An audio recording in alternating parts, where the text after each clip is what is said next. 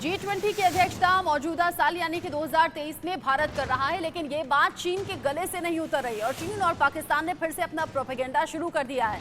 बड़ी खबर, बड़ा अपडेट आप जानिए। G20 समिट को लेकर कश्मीर से बड़ी खबर है, क्योंकि कश्मीर में ही G20 समिट में 22 से 24 मई को बैठकें होनी हैं, बड़ी मीटिंग्स रहेंगी और इस दौरान चीन कह रहा है कि वो शामिल नहीं होगा। साथ ही तुर्की और सऊदी अरब भी अब पाकिस्तान और चीन के साथ आ गए हैं, क्योंकि चुप्पी साध ली है शामिल होने को लेकर। कश्मीर पर पाकिस्तानी प्रोपेगेंडा का हिस्सा अब चीन भी बन गया है। कश्मीर मुद्दे पर चीन ने पाकिस्तान का समर्थन किया है और चीन ने G20 समिट में शामिल होने से इसलिए इनकार कर दिया, ये कहते हुए कि कश्मीर एक विवादित क्षेत्र है, जिस पर भारत के विदेश मंत्री एस जयशंकर ने सीधा सीधा कहा कि भाषा की मर्यादा का भी ख्याल रखना चाहिए। कश्मीर भारत का अभिन्न हिस्सा था, है और रहेगा। इसको लेकर किसी भी तरह की टिप्पणी बर्दाश्त नहीं की जाएगी। कश्मीर में हो रही G20 की बैठक से पहले अपने प्रोपेगेंडा में जुट गया है चीन और पाकिस्तान। ISI हिंदुस्तान के खिलाफ नेगेटिव एजेंडा बनाने में जुटा हुआ है, लेकिन पाकिस्तान की यह साजिश पाकिस्तान अधिकृत कश्मीर के लोग खोल रहे हैं। पाकिस्तान के जुल्म की कहानी वो इंडिया न्यूज पर बता रहे हैं, क्योंकि इंडिया न्यूज संवाददाता अजय जांडिया लगातार ग्राउंड जीरो पर मौजूद हैं। ये एक्सक्लूसिव रिपोर्ट आपको देखनी चाहिए। कश्मीर में होने वाली G20 की बैठक को लेकर चर्चाएं हो रही हैं और यह चर्चा इस चीज को लेकर हो रही है कि जम्मू कश्मीर के उस हिस्से में यह बैठक होने वाली है जिसे लेकर पाकिस्तान कई बार या पिछले कई सालों से जो है मनगढ़ंत बातें जो है बनाकर दुनिया के सामने पेश करता रहा है, मगर असली चेहरा कश्मीर का क्या है वो अब देखने को मिल रहा है कि एक बड़ा सम्मेलन जो है यहाँ पे आयोजित होने जा रहा है। मगर आपको बता दूं कि इस चर्चा के बीच में एक आवाज जो है जम्मू कश्मीर के उन लोगों की उठ रही है जिन्हें पाकिस्तान ने उस कदर सताया कि इनको अपनी जानें गंवानी पड़ी, इनको अपने परिवार खोने पड़े, इनको अपने आशियाने खोने पड़े। जी हाँ, मेरे साथ इस वक्त पाकिस्तान ऑक्युपाइड जम्मू कश्मीर के वो रिफ्यूजी हैं जो पिछले कई दशकों से उस दिन का इंतजार कर रहे हैं कि कब वो अपने इलाकों में, अपने घरों में जा सकें, कब वो अपने उन परिजनों को श्रद्धांजलि दे सकें जिनको इन्होंने पाकिस्तान की ब्रुटैलिटी के चलते खोया है। मेरे साथ इस वक्त राजीव चुल्ली जी हैं। राजीव जी, G20 की बैठक होने वाली है और आप को लग रहा है कि आप लोगों को वहां जाना चाहिए, क्यों? देखें, एक बड़ा सुनहरी अवसर है। एक तो नुमाइंदगी देश को मिली है, भारत को। दूसरा कश्मीर में हो रहा है, उस कश्मीर के अंदर जिस पर दुनिया की निगाहें हैं और ख़ास तौर पर पाकिस्तान ने जो कुछ आज जम्मू कश्मीर में किया है वो चीज़ें आज यहाँ एक्सपोज करने का दिन था और एक मौका था।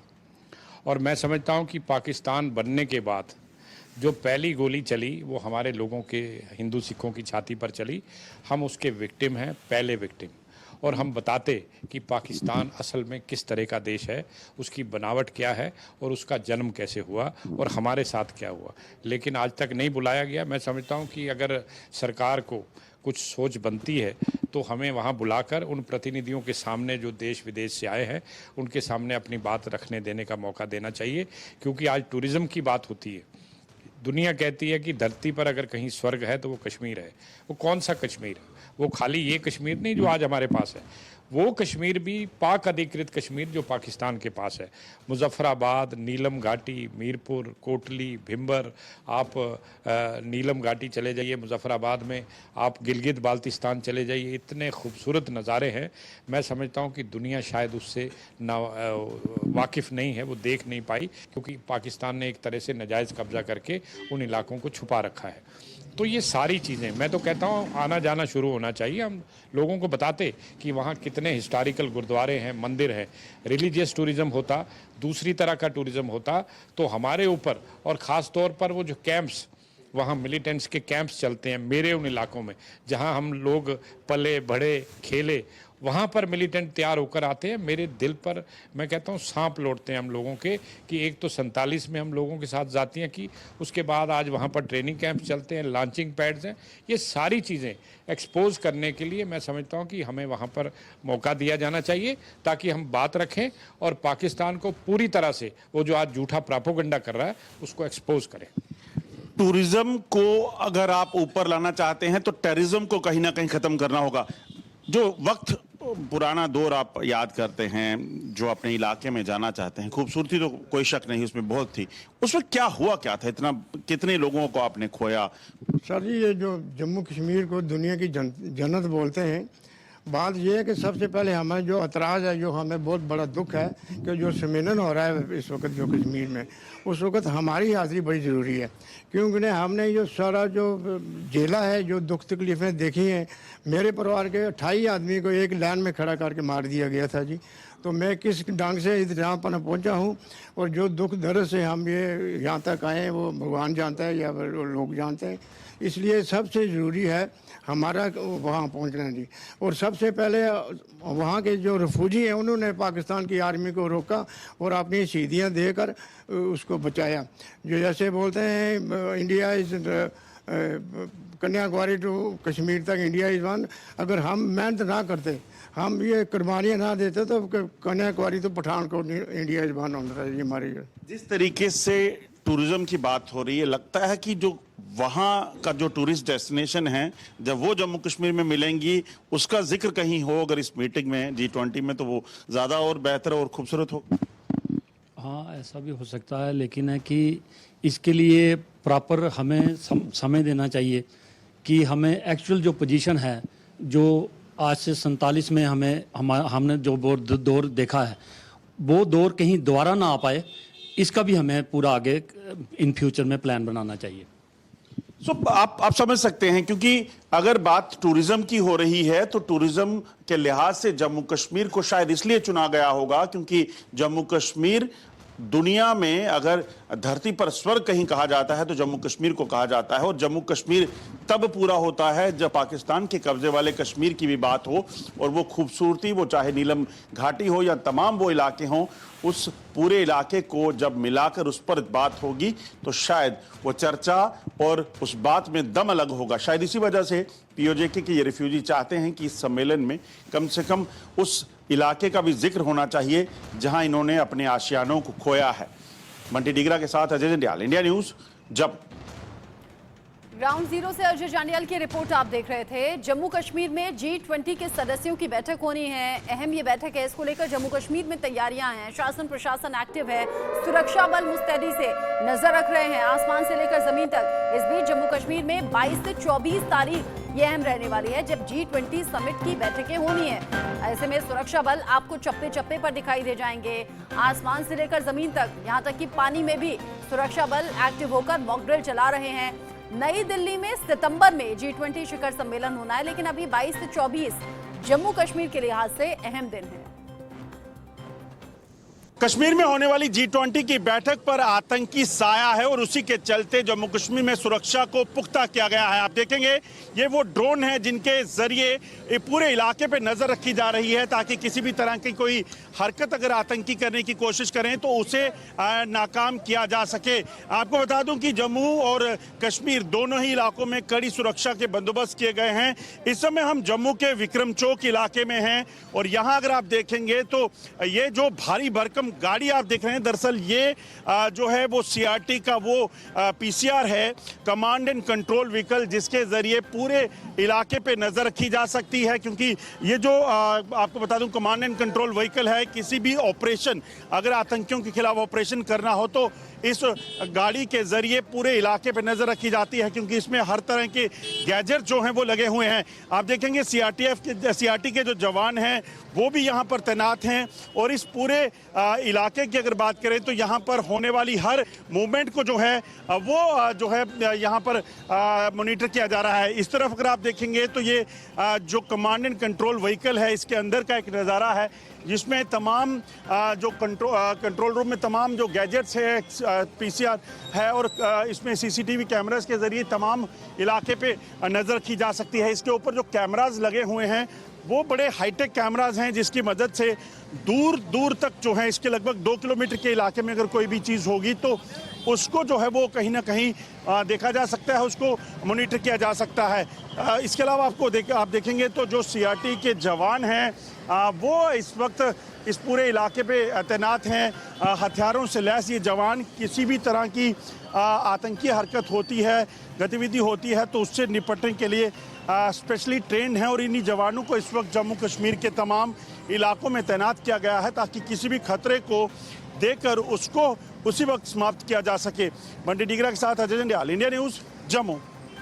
पे चप्पे पर सुरक्षा के इंतजाम कैसे कड़े हैं, अजय जांडियाल की रिपोर्ट आपने देखी। नासिर खान इस खबर को लेकर ज्यादा अपडेट के साथ जुड़ गए हैं, इंडिया न्यूज संवाददाता। इसके अलावा UK Devnath sir defence expert के तौर पर, और अब साथ ही G20 समिट को लेकर उनसे हम ज्यादा बातचीत करेंगे। लेकिन नासिर, सबसे पहले आपका रुख करते हुए, किस तरह के इंतजाम ग्राउंड जीरो पर हैं? अजय जांडियाल की रिपोर्ट में हमने देखा आम लोगों में कैसी उत्सुकता है G20 समिट को लेकर, क्योंकि जब आसपास सुरक्षा कड़ी होती है, साफ सफाई होती है, साज सज्जा होती है, तो लोगों में भी उत्सुकता बढ़ जाती है। जी देखिए, बिल्कुल मैं आपको बताते चलूं कि लोग जो है काफी कुछ हमें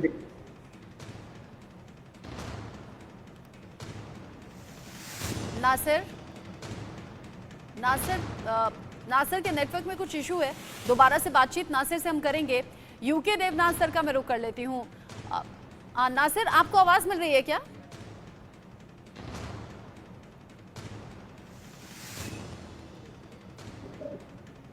आपको मेरी आवाज आ रही है? हाँ नासिर, आवाज आ रही है।